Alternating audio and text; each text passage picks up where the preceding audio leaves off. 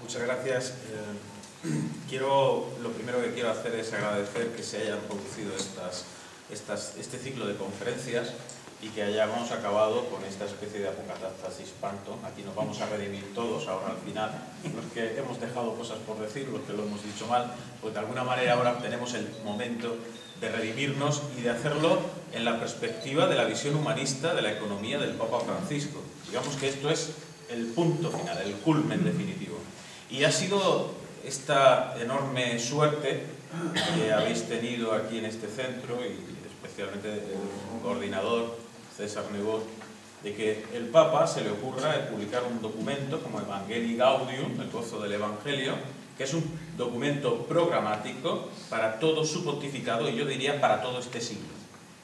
Este documento no habrá tiempo en todo este siglo de ponerlo en funcionamiento en la Iglesia. Estoy convencido de que el Espíritu Santo ha soplado de manera suficiente para que cuando este Papa nos deje y se vaya a la gloria del Padre y lo tengamos que hacer santo, porque no va a quedar otro remedio, el Espíritu Santo nos dará otro que siga este camino, porque esto es un programa a largo plazo, un programa de reconstrucción del cristianismo en el siglo XXI, en el tercer milenio, siguiendo la estela de Juan Pablo II de Novo Milenio in Eunte, donde nos decía que teníamos que retomar la fe, la esperanza y la caridad para llevarlo a este mundo. Porque estamos convencidos de que la crisis profunda que atraviesa nuestro mundo es paralela y pareja a la crisis profunda que atraviesa la Iglesia. Y la resolución de una crisis supondrá la resolución de la otra.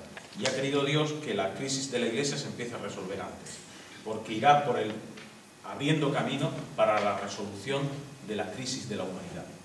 Lo hemos visto en momentos puntuales del pontificado breve todavía, pero intenso, del Papa Francisco. Lo hemos visto en momentos puntuales como su presencia y su palabra han modificado dimensiones políticas, sociales y estructurales que parecían inamovibles. ¿Quién nos iba a decir hace un año que íbamos a oír a ciertos mitrados decir lo que dicen? Y sin embargo lo dicen, porque el Papa lo dice. Claro, si hubiera otro dirían otra cosa, como hasta ahora han estado haciendo. Pero da gusto que las palabras de los mitrados se acerquen al Evangelio y no se acerquen a hacer una valoración política ambigua de a ver si consigo algún tipo de prebenda del poder político. Las palabras de la Iglesia tienen que doler y escocer. Antes de ayer dijo Francisco: libéranos, Señor, del espíritu del clericalismo y danos espíritu de profecía.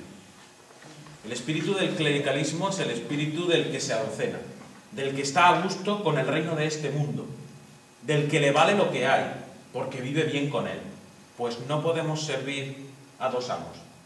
Aquí publicidad, no podemos servir a dos amos, no podemos servir, gracias, a Dios y al dinero. Es que no tengo dinero para pagar tanta publicidad. Va por minutos, no por segundos. No podemos servir a dos porque engañaremos a uno de los dos. Y nuestra opción tiene que ser claramente la opción de servir a Dios. Y servir a Dios es rechazar el espíritu, dice Francisco, de este mundo, el espíritu mundano, que no es que no nos guste el mundo y que lo rechacemos, no es eso. No se trata de una cuestión fisiológica, física, biológica, no. Estos serían términos platónicos, o neoplatónicos, o gnósticos, no. Se trata de que rechacemos el habernos acostumbrado a que las cosas, le llaman algunos el acrónimo inglés, el BAU, el business as usual, ¿no? El hecho de que las cosas son así, y son así como se hacen, y el dinero gobierna el mundo, y los poderosos lo tienen, y los pobres no lo tienen, y eso ha sido así toda la vida. Como ha sido así toda la vida, no pasa nada si sigue siendo así. Y claro, yo voy a dar dos o tres pinceladas a partir del texto que nos ha sacado aquí César, nos ha traído los números extractados de Evangelii Gaudium que van del 53 al 60, que referentes a la economía, del 53 al 60, y del 197 al 205. Y os preguntaréis, ¿y por qué están separados en el documento los dos elementos que hablan de la economía de tantos números? Porque los números del 53 al 60 son una crítica radical de la economía que nos gobierna, el capitalismo, Y los números del 197 al 205 son una crítica y un análisis de cómo la Iglesia tiene que comprometerse en la opción por los pobres. Son dos elementos que no se pueden separar, pero que en la lógica del documento tenían que estar en dos momentos distintos. Primer momento, crítica radical de la economía. Dice Francisco, no a una economía de la exclusión.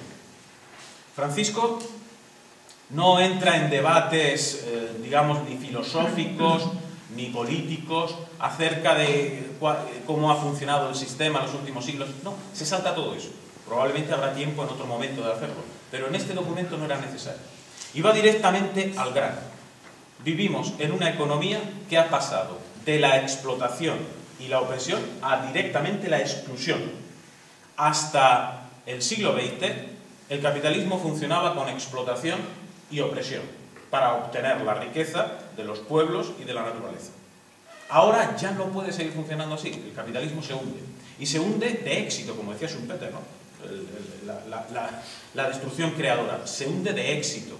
Y como ya no puede obtener más beneficio, lo que tiene que hacer es excluir a una parte de la población que había sido incluida en el welfare state, en el estado de bienestar, a partir de la Segunda Guerra Mundial, excluirla. Y esa parte de población somos la mayoría de los que vivimos en este mundo actual. Estamos siendo excluidos, ¿cómo? Lo dice Francisco directamente. A través de la exclusión del mundo del trabajo y a través de la destrucción de la estructura del propio trabajo asalariado. Todo esto lo podéis leer en el documento. Pero lo peor de todo no es eso. Lo peor de todo no es que el sistema funcione así, es que el sistema es así. Es un sistema, dice Francisco, una economía que mata, asesina. Es una economía asesina. Dice, así como el primer mandamiento de no matar pone un límite claro para asegurar el valor de la vida humana, hoy tenemos que decir no a una economía de la exclusión y la inequidad. Esa economía mata, es asesina. Lo peor no es eso. Lo peor es, como dice más abajo, es que hemos aceptado que nos gobierne el dinero y ese sistema. Lo hemos aceptado de buena gana, como que no podemos hacer otra cosa. Eso es lo peor. Lo peor no es la crisis económica o política, lo peor es la crisis espiritual y moral, que es capaz de aguantar eso. Luego aceptamos que si es que no se puede hacer otra cosa, lo que hay que hacer es producir riqueza. Ahora nos están vendiendo la moto de que para salir de la crisis hay que crear más riqueza y, como justamente en el número 54 critica Francisco, la teoría del derrame hará que la riqueza producida desde arriba caiga a los pobres. Y él dice muy bien, dice, jamás ha sido confirmada esta teoría por los hechos. Jamás. Cuanta más riqueza se produce, más tienen los ricos. Y más pobres son los pobres. Eso ha sido siempre así. Y será siempre así. Porque no se trata de que haya gente mala que hace cosas malas, sino de que hay una estructura, Juan Pablo II, de pecado que produce el mal y las personas, aunque sean buenas, no les queda más remedio. Si estás dentro del modelo, no te queda más remedio. Una vez que hemos asentado esto, de que hay un sistema que es idolátrico, porque ha idolatrado el dinero y la búsqueda del beneficio a toda costa de lo que sea, entonces podemos decir, ¿qué tiene que hacer la Iglesia? La Iglesia tiene que tener en su corazón el lugar preferencial para los pobres.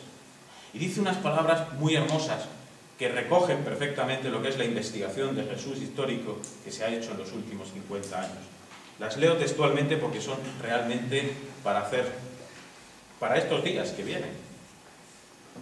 Esta salvación vino a nosotros a través del sí de una humilde muchacha, de un pequeño pueblo perdido en la periferia de un gran imperio. Estas palabras, el que aquí habla las ha repetido muchas veces, pero nunca las he leído del magisterio. Y el gozo grande es que dejemos ya de alguna manera caer en una especie de sentimentalismo cuando miramos la Navidad y nos volvemos todos niños, a veces pueriles, y a veces nos estupidizan con esa puerilidad. Y nos tomemos esto muy en serio. Dios, como nos han dicho antes, se ha hecho hombre para que nosotros nos salvemos siendo como Dios, pero lo ha hecho a través del sí de una muchacha. 14 o 15 años que tenía María. Una muchacha de un pueblo perdido en la periferia de un gran imperio. La salvación vino de la periferia de un gran imperio. Hoy la salvación solo puede venir también de la periferia de este gran imperio. La Iglesia hace la opción por los pobres como una categoría teológica. Teológica. No ya, dice él, cultural, sociológica, política, teológica. Es una categoría teológica. Dios ha optado por los pobres y por la pobreza. Porque en el mundo hay una relación dialéctica entre riqueza y pobreza. Se genera pobreza porque se genera riqueza. Es falso que creando más riqueza se acaba con la pobreza. No. Los hechos, como dice Francisco, no lo demuestran. Cuanta más riqueza se crea, más pobreza se genera. Porque, al fin y al cabo, en un mundo finito, los bienes son limitados y lo que una parte coge de más, otra parte tiene de menos. La verdadera forma de transformar esto es hacer una opción personal por la pobreza y social por la pobreza. No por la miseria. La miseria destruye a las personas, sino por la pobreza. La verdadera austeridad. Entender la vida como una entrega y como un don. Me han dado y doy yo la vida. Y vivo al servicio de los demás, no por los demás o aprovechándome de los demás. Por eso dice el Papa, y lo dice directamente, quiero una iglesia pobre para los pobres. Quiero una iglesia pobre, número 198. Quiero una iglesia pobre y para los pobres. Es necesario que todos nos dejemos evangelizar por ellos. La nueva evangelización, y aquí hay una corrección al concepto de nueva evangelización que habíamos tenido en los últimos 15 años, es una invitación a reconocer la fuerza salvífica de sus vidas, la de los pobres, y a ponerlos en el centro del camino de la Iglesia. Es la Iglesia de los pobres. Pero dice más abajo, no se trata de que nosotros liberemos a los pobres. No, no. Se trata de acompañar a los pobres en el proceso de liberación global de las circunstancias y las estructuras que generan la pobreza. La necesidad, número 202, de resolver las causas estructurales de la pobreza no puede esperar. No puede esperar. No podemos poner parches. Los parches se ponen cuando un ser humano a nuestro lado sufre, le ayudamos. Cuando alguien pasa hambre, le damos comida si podemos. Pero no podemos estar siempre poniendo parches. Tenemos que resolver las causas estructurales de la pobreza. Para sanar a una sociedad enferma que se vuelve frágil e indigna.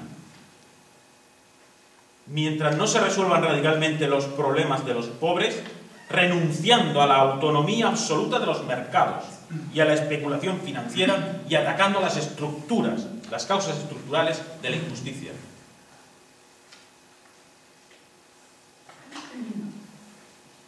Non dimitis Domine, servum. Escuchado esto, uno ya dice, ya está. Hacía tiempo que necesitábamos leer y escuchar esto, porque ahora esto lo podemos utilizar para organizarnos. Número 203, que me parece como una especie de resumen, y concluyo con esto. La dignidad de cada persona humana y el bien común son cuestiones que deberían estructurar toda política económica. La dignidad de cada persona humana y el bien común.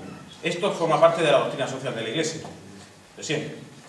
Pero incluye la dignidad de cada persona, no la dignidad de la persona humana en abstracto, sino la dignidad de cada persona humana y el bien común. Y con eso estructuramos la política. Cualquier decisión política que tome un gobierno que no sea en vistas de la dignidad de cada persona humana y del bien común, deberá ser rechazada por los cristianos. Esto es así, automático. Rechazada de plano. No podemos colaborar. Dice Francisco, hoy molesta que se hable de ética, molesta que se hable de solidaridad mundial, molesta que se hable de distribución de los bienes, molesta que se hable de preservar las fuentes de trabajo, molesta que se hable de la dignidad de los débiles, molesta que se hable de un Dios que exige un compromiso por la justicia. Molesta, hoy molesta. Ese Dios es molesto, Jesucristo es molesto, los cristianos somos molestos. Pues bien, molestemos. Pongámoslo en práctica. Y no hagamos un manoseo oportunista de estos términos, dice Francisco, que los deshonra. Ya no podemos confiar en las fuerzas ciegas y en la mano invisible del mercado. Tenemos que ir hacia una mejor distribución del ingreso, una creación de fuentes de trabajo, una promoción integral de los pobres que supere el mero asistencialismo, y así la economía ya no puede recurrir a remedios que son un nuevo veneno, como cuando se pretende aumentar la rentabilidad reduciendo el mercado laboral y creando así nuevos excluidos. Amén. Así sea, es así. Francisco ha dado en el clavo del problema de la situación actual. Y a partir de aquí, una vez que hemos analizado correctamente las causas de una enfermedad, podremos aplicar las medicinas oportunas. Pero si diagnosticamos mal, es imposible que avancemos. Con este diagnóstico, fijaos, apenas son 5 folios. Con este diagnóstico sí se puede poner en vigor la humanidad. Porque el problema no es un problema ni económico ni político, es espiritual.